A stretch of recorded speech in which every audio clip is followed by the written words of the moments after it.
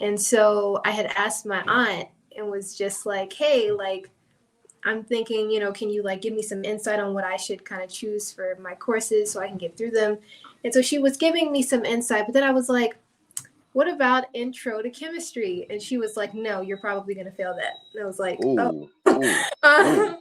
yeah, I was like, oh, okay.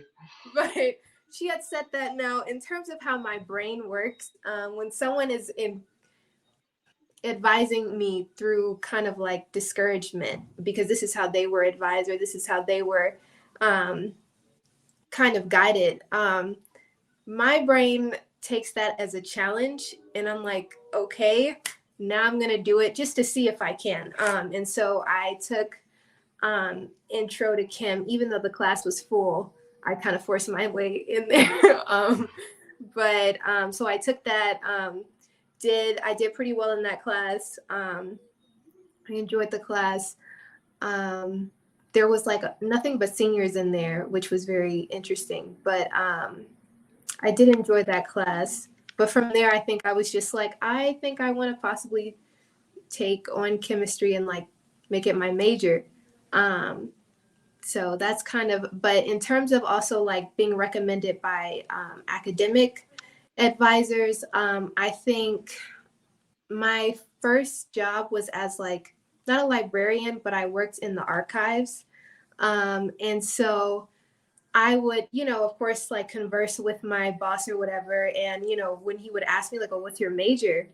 And I would be like, it's chemistry, because I was so kind of like passionate about certain social like movements, or just let's say the relationship between Black Americans and Christianity, and how this relationship has been kind of toxic.